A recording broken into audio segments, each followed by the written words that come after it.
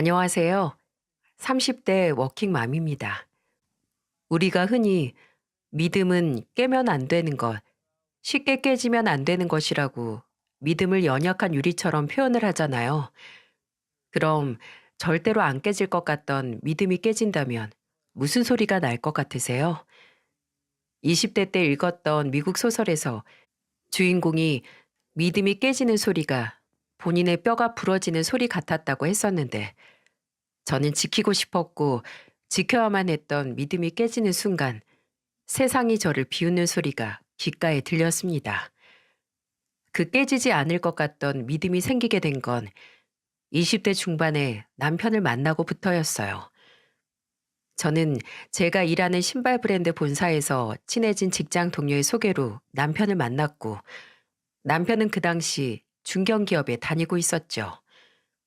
좋은 관계는 서로가 서로에게 더 좋은 사람이 되고 싶어 하는 관계라잖아요.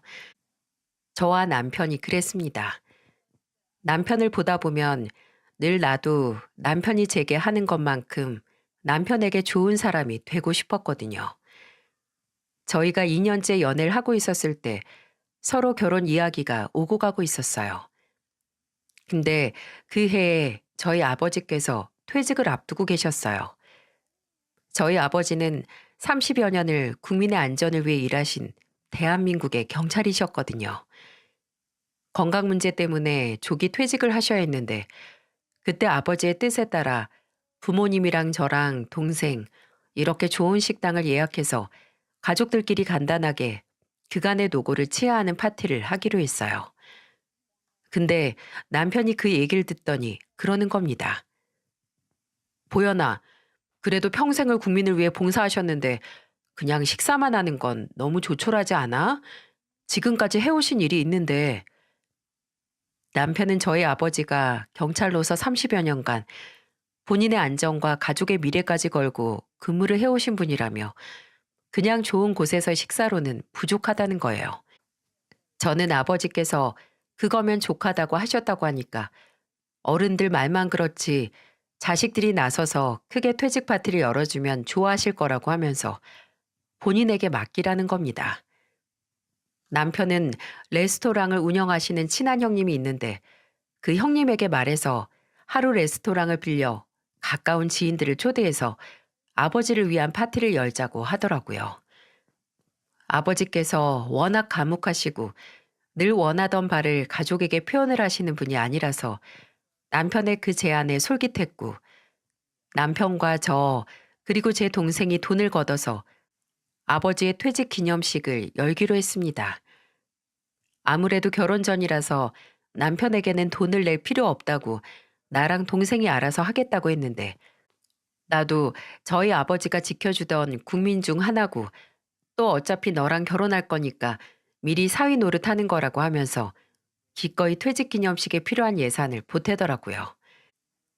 30여 년을 쉼없이 달려온 아버지의 퇴직 기념식은 남편 덕분에 훈훈하고 성공적으로 치러졌고 그냥 가족들끼리 식사만 하자던 아버지는 그날 많은 사람들에게 그간 달려온 나날들을 박수받는 자리에서 끝내 눈물을 보이셨죠.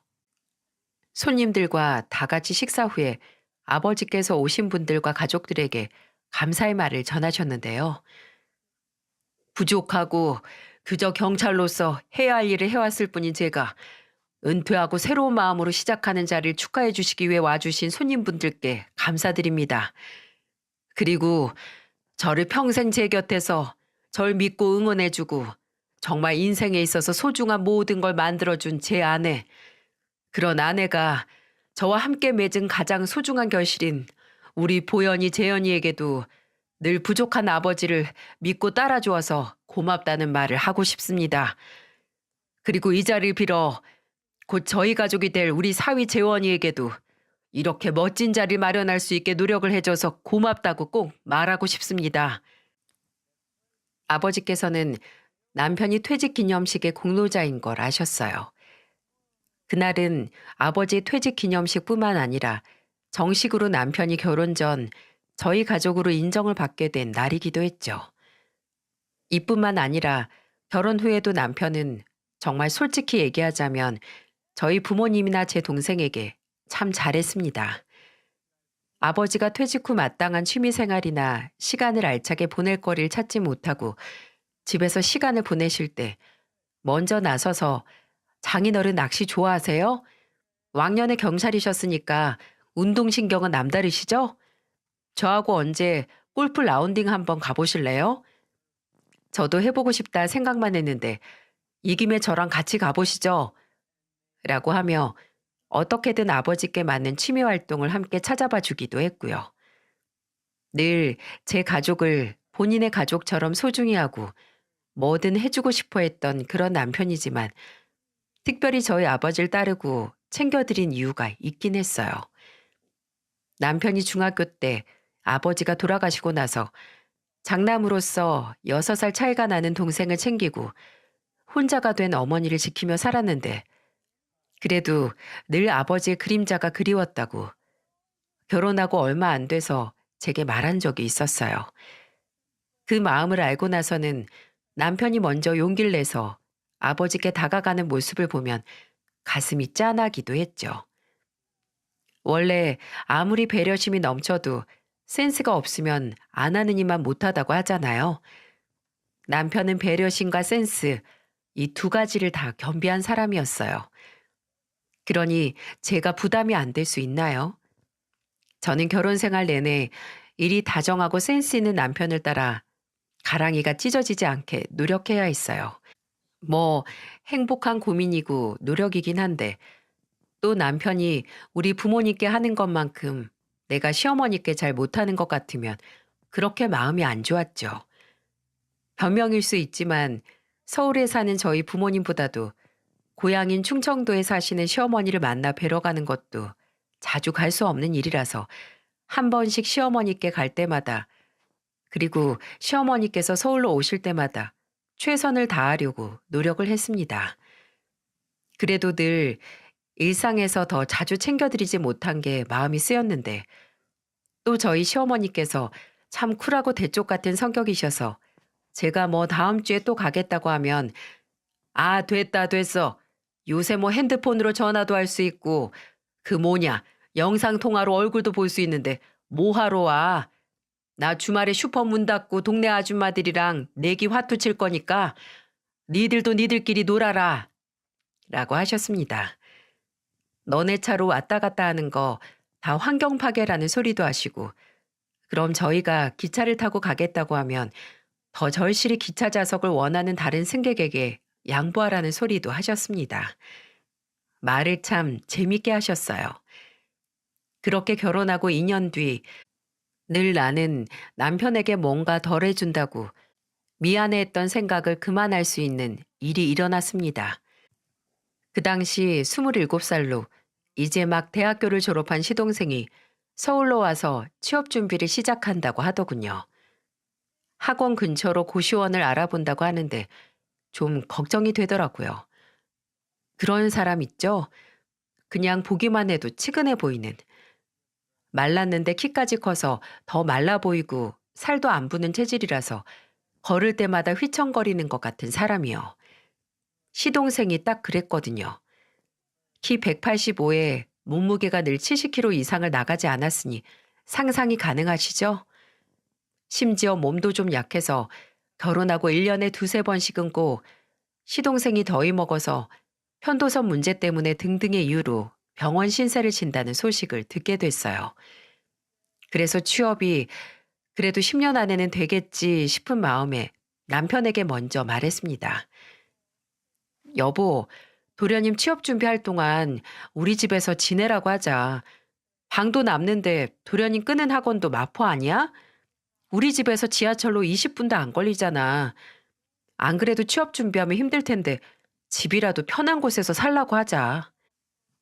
남편은 처음에는 아니라고 오히려 편한 데 살면 몸이 편해져서 취업 준비하는 기간이 길어질 수 있다고 했지만 내심 6살 차이 나는 동생을 걱정하는 게 보였습니다. 근데 제가 시댁 식구들에게 잘하고 싶고 늘 고마웠던 남편에게 보답하고 싶었던 마음도 있었지만 무엇보다 정말 같이 살아도 아무런 상관이 없었거든요.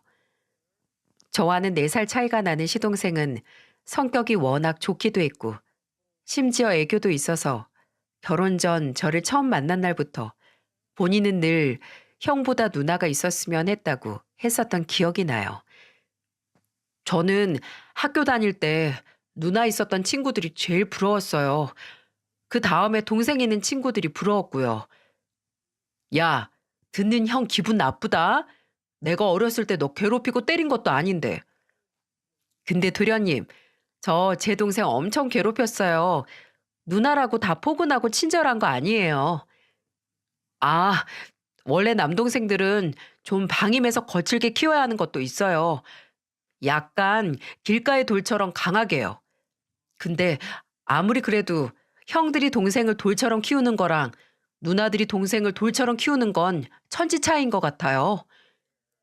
성격도 서글서글해서 솔직히 무뚝뚝한 제 친동생보다도 더 말하기 편한 게 시동생이었어요. 그리고 시동생과 같이 사는 게 아무 문제가 없을 거라고 믿었던 게 시댁에 가면 시동생 방만 봐도 답이 나왔어요. 정말 깔끔했거든요.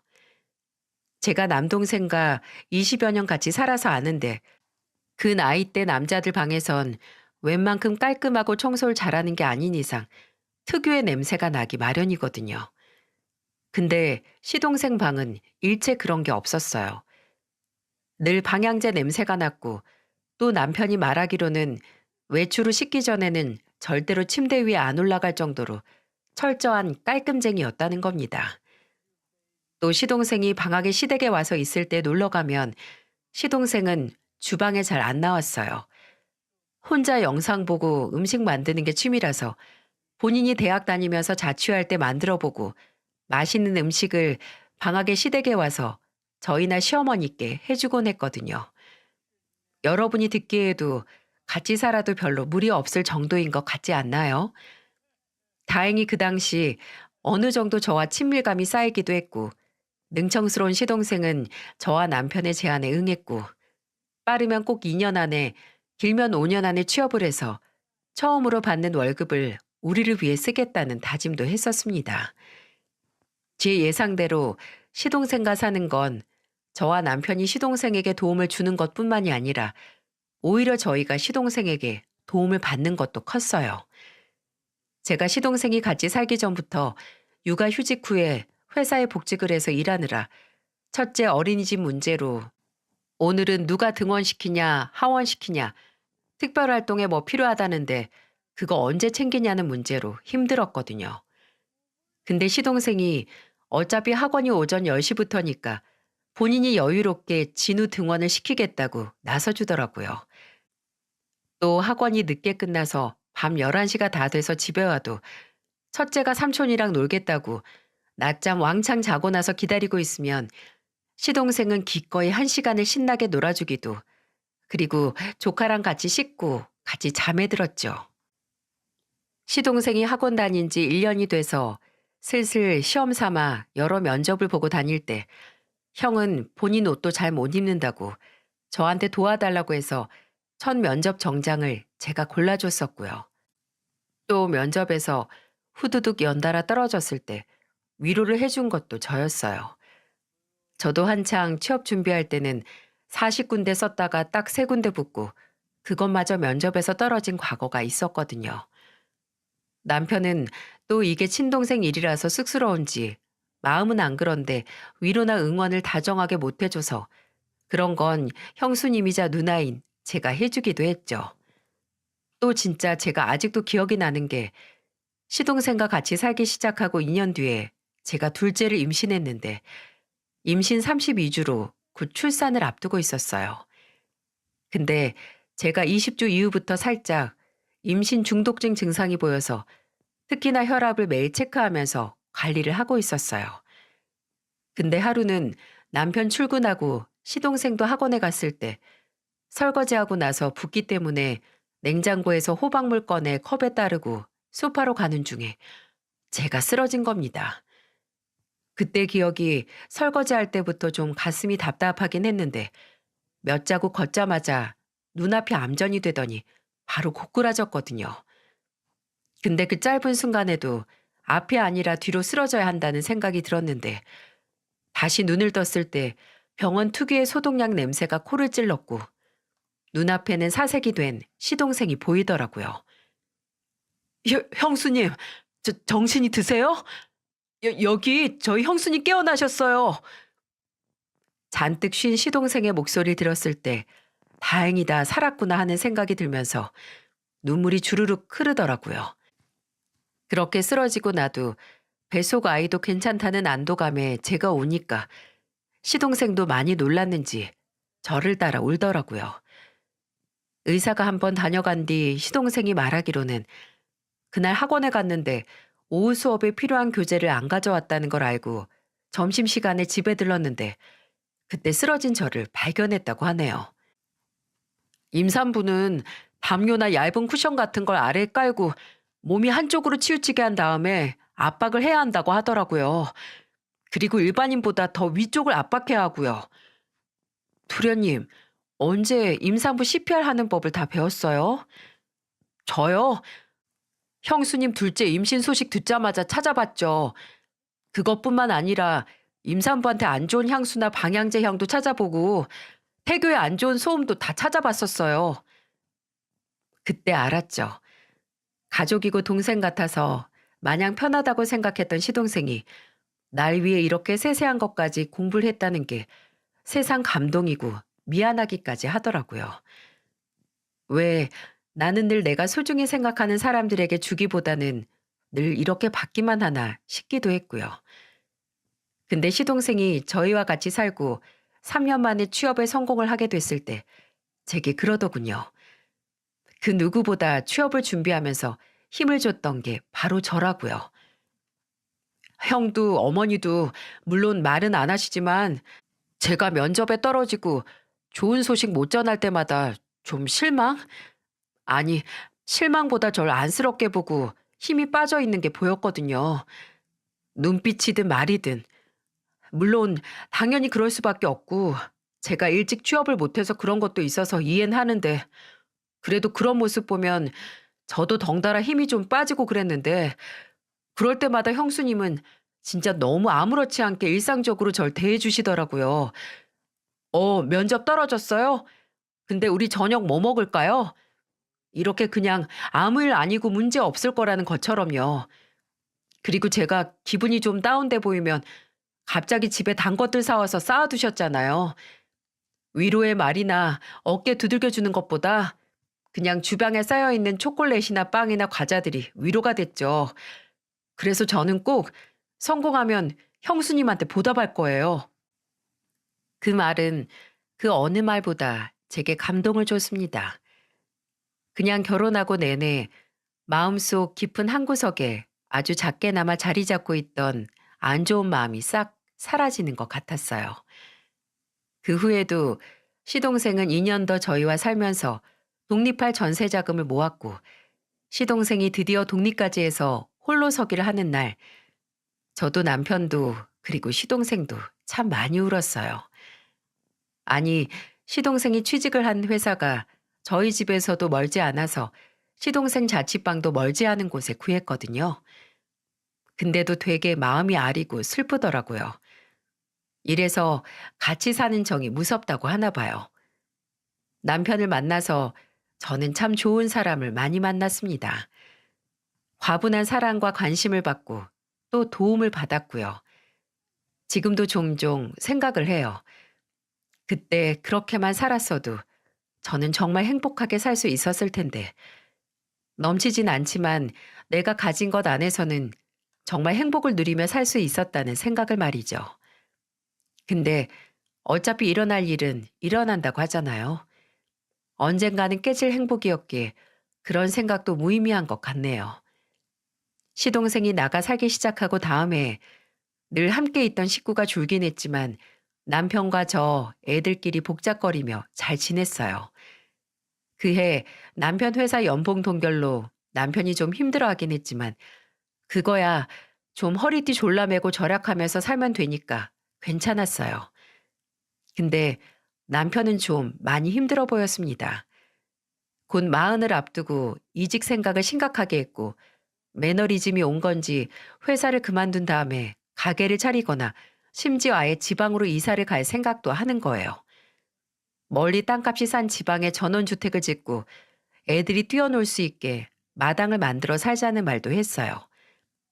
이 사람 평생 충청도 시골 마을에서 살아도 도시 생활이 좋다고, 촌놈 출신이지만 도시 체질이라고 했던 사람이었어요. 그전에는 전혀 하지 않던 갑작스러운 말들에 저는 남편이 인간으로서 과도기가 온 건 아닌가 했어요.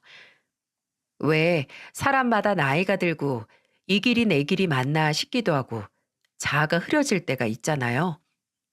또 약간 그럴 만도 했던 게 남편이 30년 지기 친구에게 큰 돈을 빌려줬다가 크게 대였거든요.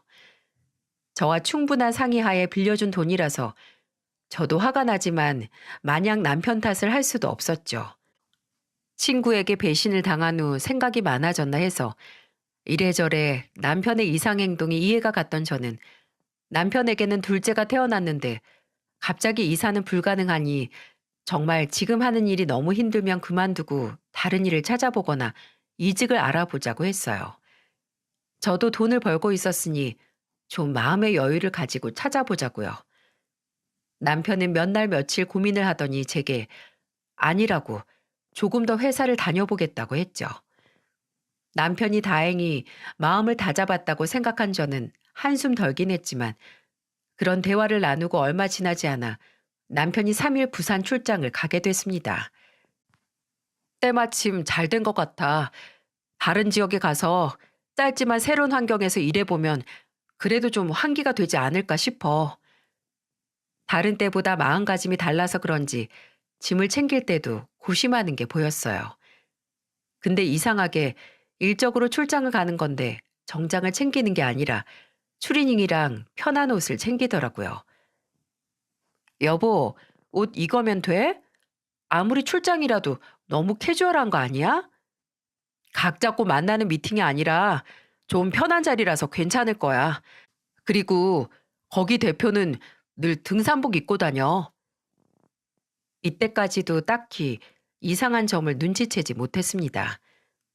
그냥 다른 때처럼 똑같이 출장 전날 자기 전에 남편에게 출장이지만 가서 맛있는 거 많이 먹으라고 말했고, 출장 당일 아침에도 같이 출근하면서 잘 다녀오라고, 터미널로 가면 데려다 주겠다고 했는데 회사 앞에서 만나서 다른 직원들이랑 같이 가기로 했다고 거절하더군요. 남편을 그렇게 보내고 저는 저대로 하루 일과를 보냈죠.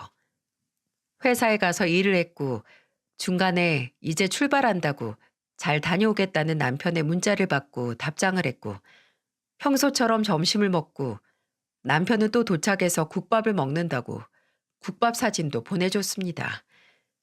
그리고 5시에 퇴근한 다음에 그 당시 8살이던 첫째가 학교 끝나고 댄스 학원에 다녔었는데 거기 끝나는 거 맞춰서 갔다가 어린 둘째 맡겨놓은 친정에 가서 애들이랑 같이 부모님과 밥 먹고 저녁 8시 좀 넘어서 집에 왔던 걸로 기억을 해요. 근데 제가 친정에 갔던 시간부로 남편이 제게 문자에 답장을 안 하더라고요. 집에 도착해서 씻고 전화를 했었을 때도 전화를 안 받고 출장 첫날이니까 술을 마시거나 바쁜가 보다 하고 생각하고 남편에게 잘하고 있냐고 나는 잘 거니까 술 마시면 좀 적당히 마시라고 문자 남겨놓고 잤습니다. 또 다음 날도 똑같았어요. 다른 점은 첫째 날 저녁부터 둘째 날 내내 연락이 안 되던 남편이 새벽 1시 정도에 제게 전화를 했다는 겁니다. 자고 있었어? 아니, 이제 자려고 누웠지. 뭐야, 어제 왜 그렇게 연락이 안 됐어? 아, 정신이 없어서 대표가 생각보다 술을 더 좋아하더라고. 지금도 마시고 있어? 아니, 아니, 지금은 나 혼자 나와서 간단하게 맥주 마시고 있어. 왜 혼자 마셔, 쓸쓸하게. 아, 혼자 있는 게 쓸쓸해서 전화했어? 어, 쓸쓸하고 당신 생각나서 그래서 전화했어. 맥주는 몇 병 마셨어? 좀 취한 것 같은데. 애들은 자? 이건 지금 생각해도 좀 이상했어요. 원래 아무리 취해도 이런 취중 진담스러운 감성적인 전화를 안 하는 사람이었거든요. 그래도 요새 좀 우울해서 그런가 보다 하고 적당히 맞춰주는데 남편이 글쎄 우는 겁니다. 그냥 흐느끼는 것도 아니고 아주 펑펑 서럽게요. 저는 허겁지겁 왜 그러냐고, 거기서 일이 잘 안 풀리냐고, 다 잘 될 거라고 남편을 위로했는데 남편은 그냥 제게 다 미안하고 고맙고 또 고마웠던 만큼 미안해서 또 운다고 하더라고요. 그날은 우는 남편을 어르고 달래 내일 출장 마무리 잘 하라고 응원의 말을 했고, 남편이 서울에 오면 진지하게 남편의 상태에 대해 의논을 좀 해봐야겠다고 생각을 했습니다. 만약 극심한 우울증이라면 상담이든 병원 치료를 받아야 하니까요. 근데 그렇게 기다리던 남편은 오지 않았어요. 2박 3일 일정인 출장에 3일째 되는 날도 남편은 집으로 돌아오지 않았죠. 원래 그 전에 말하기로는 늦어도 9시 전에는 집에 도착할 거라고 했는데 10시, 11시가 넘어도 오지 않았습니다. 심지어 전화기도 꺼져 있어서 제 불안감은 극심해졌죠. 다음 날 저는 출근을 하고 회사에 가서도 내내 전화를 붙들고 있었고, 남편도 끝까지 전화를 켜지 않아서 일하다 나와서 남편 회사 부서 직통 전화로 전화를 걸었습니다. 혹시 출장에 문제가 생겼는지 연장이 됐는지 묻기 위해서 말이죠.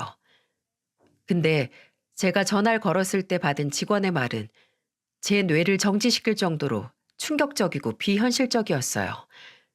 제가 전화를 받자마자 정재원 대리님을 찾으니 그 직원이 굉장히 미심적인 목소리로 그러더군요. 정재원 씨는 왜 찾으시죠? 아, 혹시 땡땡서에서 전화하셨나요? 네? 아닌데요? 저 정재원 대리님 가족인데 혹시 13일에 간 부산 출장 일정이 길어졌나 해서요. 회사 복귀는 안 한 거죠? 네? 무슨 소리세요?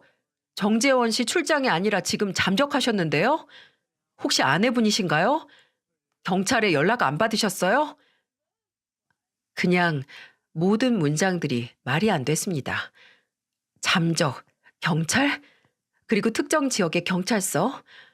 왜 저 직원이 이런 말을 하는지 하나도 이해가 안 갔어요. 제가 무슨 말을 못하고 있자 직원은 한숨을 푹 쉬더니 어차피 조금 있으면 경찰에서 연락이 갈 거라고, 이번 회사 회계조사에서 정재원 대리가 몇 년 동안 회사 자금 19억을 횡령을 했고 얼마 전 내부 조사를 거쳐 공범이 없다는 게 밝혀졌고 그 후에 경찰 조사에 들어갔다는 겁니다. 얼마 안 지나서 아직 경찰이 대개 안 간 것 같다. 지금 정재원 대리가 회사 무단결근에 연락 두절이라서 아마 곧 있으면 경찰이 댁으로 갈 것 같다고 하는데, 와, 이게 무슨 말인가요 대체? 만약 여러분의 배우자나 가족이 범죄에 연루됐다는, 아니 단독으로 범죄를 저질렀다는 소식을 듣고 연락 두절에 잠적 중이란 소리를 듣게 된다면 어떨 것 같으세요? 저는 그냥 모든 게 다 말이 안 된다고 생각을 했습니다. 근데 말이 안 된다고 생각하기 무색하게 정말 그날 경찰서에서 전화가 왔어요. 심지어 찾아오기까지 했습니다. 사모님, 남편분 휴대폰 마지막 통화가 사모님이신데 그때 통화 발생 지역이 강원도예요, 강원도. 남편분 부산에도 가지 않았어요. 온 세상이 짜고 나를 속이고 있다는 생각. 지금은 저도 그 당시에 제게 답답하지만 그때는 아니라고, 남편이 누명을 쓴 게 분명하다는 믿음이 있었어요. 까놓고 말하자면 19억 횡령이요? 그날 저희 집에 온 경찰에게 저희 집을 구석구석 보여주며 여기가 어떻게 몇 년 동안 19억을 횡령한 사람이 사는 집이냐고 강하게 주장을 했지만 경찰은 단호하게 저나 다른 가족들이 남편을 숨겨주고 있을 경우 같이 공범 혐의를 받을 수 있고 횡령한 자금이 거쳤는지를 확인하기 위해 가족들의 재정 상태도 확인을 해야 한다고 하더군요. 그리고 배우자인 저는 특히나 횡령한 공금을 함께 사용하고 이 사실을 알고 있었을 경우 공동 재산이 몰수당할 수 있고 은닉죄 혐의를 받을 수 있다는 협박과도 같은 말도 들었습니다.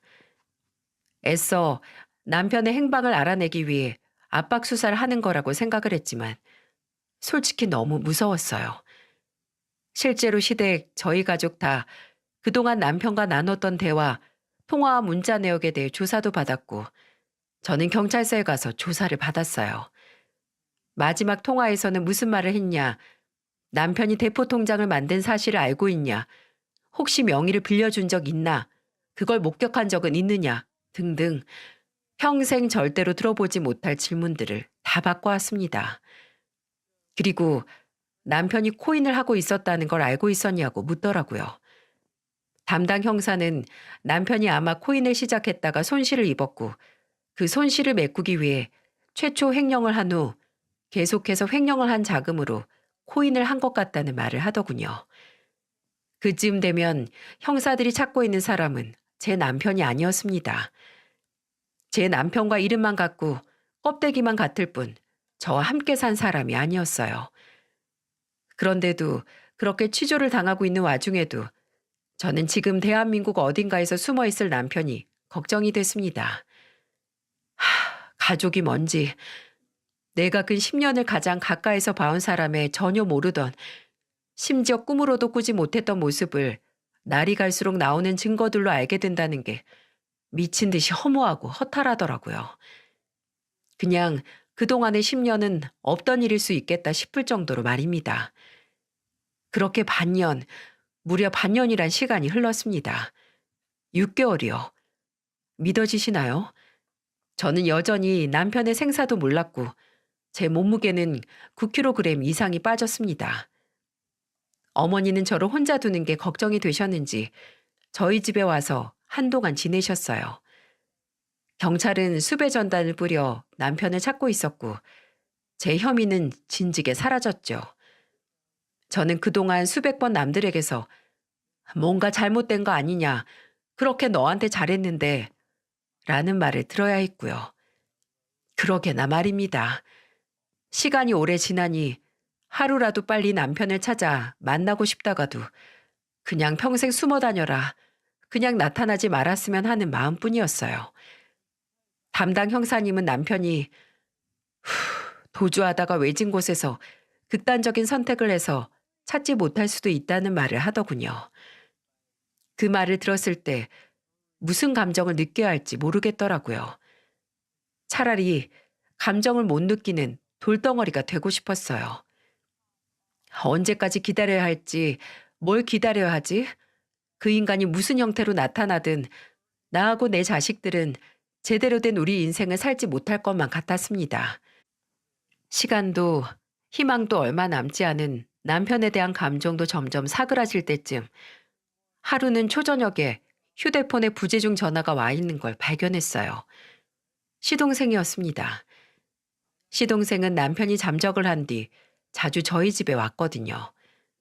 사라진 본인 형에 대해 분노를 하기도 했고 그 인간 나타나면 뒤도 보지 말고 바로 이혼을 하라는 그런 말도 했었어요. 집에 와서 괜히 같이 밥을 먹으며 조금이라도 제가 남편에 대한 생각을 안 할 수 있게 일상적인 대화를 했고 또 제가 집에만 틀어박혀 있을 때 첫째와 둘째를 데리고 여기저기 놀러 다니기도 했습니다. 시동생의 부재중 전화를 보고 다시 전화를 했는데 안 받더라고요. 급하면 다시 하겠지 했는데 2시간 정도 뒤에 문자가 한 통 날라왔습니다. 형수님, 오늘 저녁에 진우랑 명우랑 외식하자고 하려고 전화했는데 급하게 야근이 잡혀서요. 죄송해요. 저는 별다른 생각 없이 괜찮다고 저녁 챙겨 먹으면서 일하라고 답장을 보냈습니다. 그날이 금요일이었어요. 근데 그날은 좀 다른 날과 다른 위화감이 들었던 기억이 나요. 뭔가 내 눈앞에 있는 게 안 보이는 답답한 느낌도 들었고 뭔가 잊은 게 있는데 도무지 생각이 안 나는 느낌 같기도 했어요. 그리고 그 다음 날 그 위화감이 뭔지 알았습니다. 시어머니 생신을 까먹었어요. 시어머니의 생일이 지난 다음 날 생각이 난 겁니다. 심지어 첫째가 할머니 생신을 기억해내서 알게 됐었던 거였죠. 그때가 제 기억으로는 오전 9시였던 것 같은데 전화를 안 받으시는 거예요. 혹시 화가 나셨나? 아니면 나처럼 남편 때문에 본인 생일인 걸 잊으셨나 했습니다. 2번 전화를 해도 안 받으셔서 문자를 남겼죠. 생신을 잊어서 정말 죄송하다고, 제가 정신이 없었다고, 이런 때라도 조금이라도 축하할 일이 있으면 축하하면서 가족들끼리 힘을 얻어야 하는데 제가 미처 생각을 못했다고, 죄송하고 내일이라도 어머님께 가겠다는 문자를 남겼습니다. 그 문자를 보내고 나서 10분 뒤에 다시 전화를 했을 때는 통화 중이셨으니 내 전화를 피하시는구나 해서 걱정이 됐습니다. 그리고 오후가 됐을 때 시동생은 시어머니 생신을 따로 챙긴 건가 싶어서 전화를 했는데 안 받더라고요. 이쯤 되면 상대방이 전화를 안 받는 것 때문에 공포증이 생길 것도 같았습니다. 다행히 시동생은 1시간 정도 뒤에 제게 전화를 주더라고요. 제 전화를 받은 시동생은 예상치 못한 말을 했는데요. 조금 있으면 저희 집이라고 얼굴을 보고 말하자는 겁니다. 혹시 시어머니 댁에서 올라오는 길인가 싶어서 기다리고 있는데 15분 뒤에 시동생이 나타났고 제가 시어머니 생신을 잊었다는 말을 하기도 전에 시동생은 보기에도 꽤 수척해 보이는 얼굴로 말했습니다. 형수님, 저 드릴 말씀이 있는데요. 뭔데요? 근데 도련님 얼굴이 왜 그래요? 잠 못 잤어요? 아, 혹시 지금 어머님 댁에서 오는 거예요? 네? 아, 네네. 맞는데, 어떻게 아셨어요? 그럴 줄 알았어. 도련님, 어떻게 그럴 수가 있어요? 어머님 생신 챙길 거면 좀 같이 챙기지. 저 어머님 생신 까먹었단 말이에요. 어머님 댁에 갔다 온 건 맞는데, 그것 때문에 갔던 건 아니고요. 형수님, 형, 형 찾았어요. 어디 있는지 알아요. 어디요? 생각을 하기도 전에 말이 먼저 튀어나왔습니다. 어떻게 이제 와서 시동생이 남편의 행방을 알아냈다는 건지, 시댁에 갔다 온 거랑 남편이랑 무슨 상관인지 생각해 볼 시간도 없이 그 인간 어디 있냐는 말이 먼저 튀어나왔어요. 시동생은 제 물음에 몇 초 대답을 안 해서 답답해서 죽을 뻔했는데 그 순간 갑자기 시동생이 제 앞에 무릎을 꿇었어요. 지금 뭐 하는 거예요? 왜 갑자기? 형수님, 사실 오늘 새벽에 어머니께 연락을 받았어요. 형이 어젯밤에 집에 왔다고요. 시동생이 말하길 시어머니께서는 반년 만에 나타난 첫째 아들을 보고 말하셨다고 해요. 재원아, 너 자수해라. 언제까지 전국을 누비면서 도망 다닐래? 너는 너 걱정하는 가족들 생각은 안 하니? 너 그렇게 사고치고 사라져서 나랑 네 가족들 피 말렸잖아. 엄마, 나 엄마한테 자수하라는 말 들으려고 여기 온 거 아니에요. 그냥 어머니 생신에 어머니 얼굴 보려고 온 거라고요. 내 얼굴 보면 네가 저지른 일이 없어지기라도 하니? 해결이 돼? 네가 네 애미 태어난 날 해야 할 일은 지금이라도 제발 네가 저지른 일에 대한 책임을 지는 거야. 너 진우랑 명호 얼굴 볼 수나 있겠냐? 애들 엄마한테 미안하지도 않아? 남편은 시어머니의 울분이 섞인 고함 소리에 한동안 말이 없었고 이내 자수를 해도 어차피 내가 돌아갈 곳은 애들 엄마 곁이 아니다 라는 말을 했다고 합니다. 무슨 말인지 아시겠나요?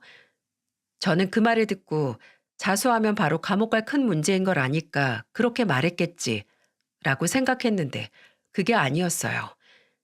시동생이 시어머니께 전해들은 남편의 말은 바로 이거였습니다.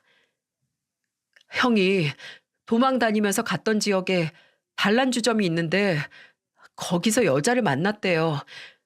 술집 여잔데 한동안 그 여자 집에서 기둥서방처럼 지냈다나 봐요.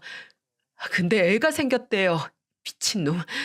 가족 버리고 도망 다닌 와중에 그 인간 자수도 안 하고 계속 그 여자랑 살 거라고 했는데 어머니가 절대 안 된다고.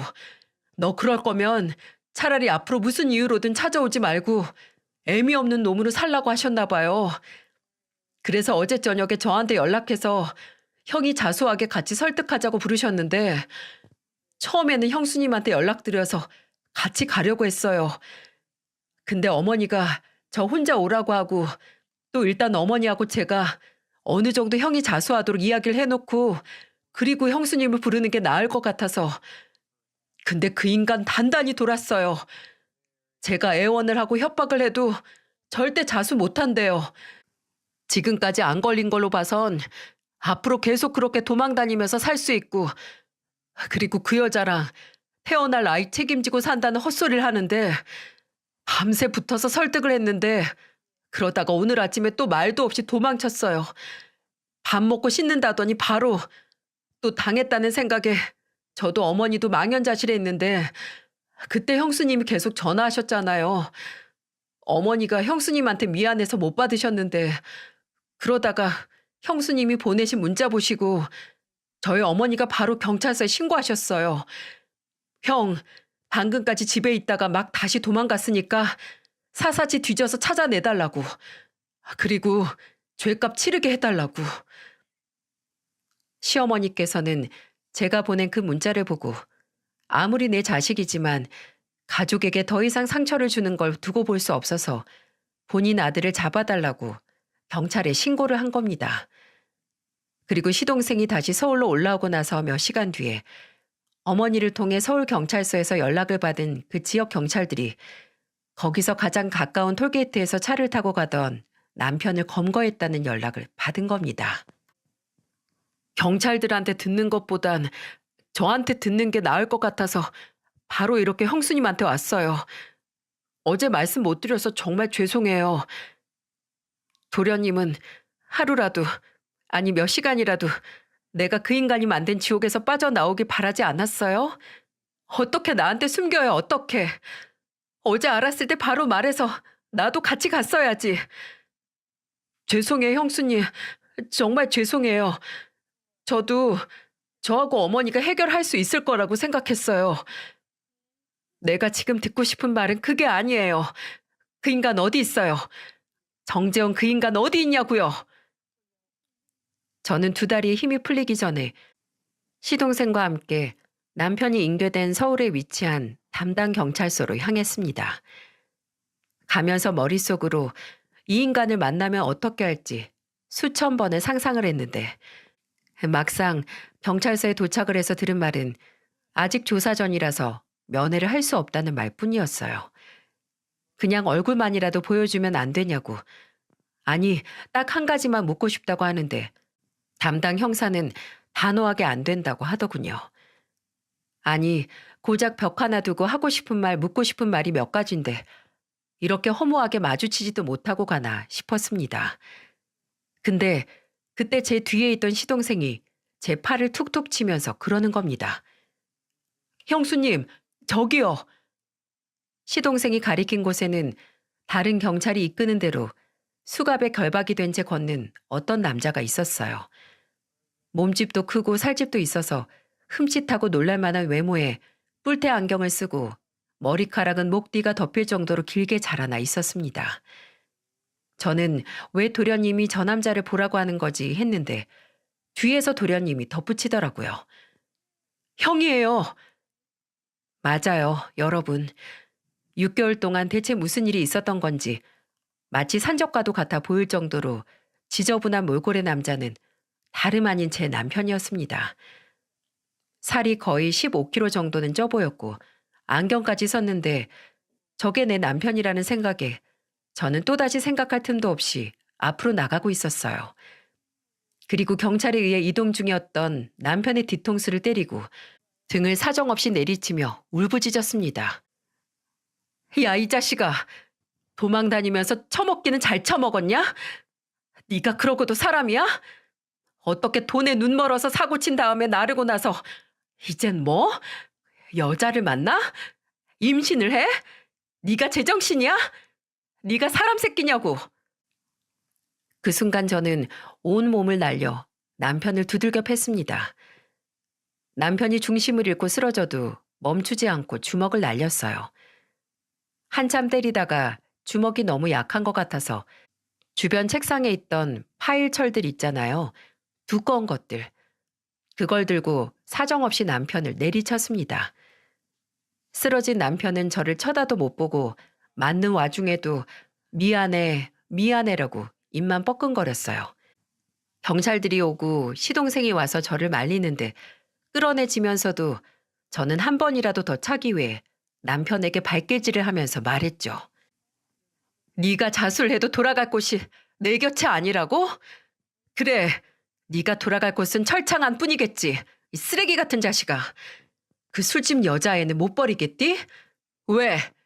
이미 진우랑 명우, 내 목숨보다도 귀한 내 아들들은 버려놓고서 아직 태어나지도 않은 그 여자애는 뭐가 특별해서 도망자로 살더니 아, 이게 내 적성에 맞구나 싶냐? 그럼 평생 거기서 썩어라 썩어. 네 수준에는 지금 이 몰골이 딱 어울려. 앞으로 단 한 번이라도 나나 내 아들들 앞에 나타나지 마. 너 같은 범죄자의 도망자, 심지어 도망 다니는 와중에 애까지 만든 더러운 놈 환영해 줄 사람 아무도 없으니까. 남편은 얼마 지나지 않아 입건됐습니다. 근데 모든 일을 실토했을 때 참담한 얘기를 전해 들었는데 남편이 도망치다가 눈 맞은 술집 종업원 있죠? 그 여자는 남편이 결혼을 한 것도 애가 있는 것도 몰랐다고 합니다.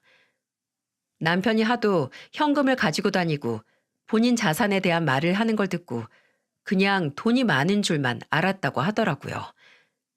그 여자도 은닉죄 혐의를 받아서 조사를 받았다는데 여자는 돈 문제나 도주 문제 그리고 남편과 그전부터 개인적으로 연락을 주고받았던 관계가 전혀 입증이 되지 않았고 곧 풀려날 수 있었지만 그냥 그 여자가 너무 안타깝더라고요. 경찰서에서 스치듯 마주했을 때도 너무 젊다 못해 어려서 말문이 막혔습니다. 실제로도 그 당시 나이가 27살이었을 거예요. 2달 뒤 남편은, 아니 전 남편은 징역 7년형을 받았습니다. 여자 둘의 인생과 그 자식들 인생까지 오점으로 남은 인간이 고작 7년을 감옥에서 썩어야 한다니. 전 남편이 횡령을 한 금액 중 일부분은 다행히 압류할 수 있었고요. 저는 전 남편이 최종 선고를 기다릴 때 이미 서류상으로 완전히 남남이 됐고 초반에 횡령죄에 대한 공범 혐의와 은닉죄는 말끔하게 정리가 돼서 사라졌어요. 시어머니께서는 제가 이혼 도장에 도장을 찍고 서류를 내는 날 서울에 찾아오셔서 저를 누구보다 푸근하게 안아주셨어요. 그 따뜻함에 그리고 계속해서 제 귓가에 미안하다, 미안해라고 속삭이는 시어머니 앞에서 끝내 눈물을 보일 수밖에 없었습니다. 나중에 시동생은 따로 본인과 시어머니가 제게 주는 거라며 제게 3천만 원의 돈을 보내기도 했어요. 이제 더 이상 제가 힘들지 않았으면 좋겠다면서 보내주신 거죠. 이게 대체 무슨 일인가요? 왜 가족이라고 해도 엄연히 피해자들끼리 미안해야 하고 죄책감을 느껴야 하는 건가요? 가족들은 한순간에 풍비박산이 났고 흩어졌으며 서로에게 과거 불편한 기억을 떠올리게 만드는 존재가 되어버린 것 같았어요. 전 남편과 이혼과 형량 확정을 겪으면서 하루도 울지 않은 적이 없었습니다. 근데 제가 운 이유는 그 인간 때문이 아니라 당장 내 아이들에게 아빠였던 존재가 어떻게 변했는지, 왜 변하고 왜 만날 수 없는지를 말해줘야 할 텐데 그게 너무 막막하고 애들에게 미안해서 울었는데 몇 날 며칠 울어도 해답은 나오지 않았네요. 사실 아직도 아이들에게 아버지가 무슨 잘못을 했고 앞으로 더 많은 시간을 볼 수 없다고 설명해야 할지 모르겠습니다. 그저 부디 감옥에 있는 사람이 마땅히 받아야 할 벌을 받고 충분히 반성을 해서 더 이상 아이들에게 부끄러운 아빠가 되지 않았으면 하고 또 저는 한 사람 몫까지 더해져서 절대 아이들을 실망시킬 일을 만들지 않고 싶어요. 부모에게 실망하는 건 이걸로 마지막이었으면 합니다. 감당하기 너무 힘든 일을 감당해온 터라 지금도 이 이야기를 쓰면서 손이 떨리네요. 시간이 그래도 좀 지나긴 했지만 그래도 제게는 아직 후유증이 남아있나 봅니다. 이 엄청난 사건을 겪은 후에는 주변 사람이 연락이 잘 안 되면 그렇게 불안하더라고요. 언제가 될진 모르겠지만 부디 이 후유증이 치료가 되고 또 아직 어린 제 아들들도 언젠가 아버지의 부재를 너무나 자연스럽게 받아들일 날이 왔으면 좋겠습니다. 그리고 앞으로는 부디 제가 준 믿음을 배신하지 않는 그런 사람들과 남은 제 인생을 살고 싶어요. 이야기를 들어주신 여러분께 감사드립니다. 부디 저와 제 가족이 단 한 사람 때문에 받은 상처가 하루빨리 사라지길 바라며 이야기를 들어주신 여러분이 한 번씩 제게 지나갈 거라는 말을 해주셨으면 좋겠어요. 모두 건강하시고 또 행복하세요.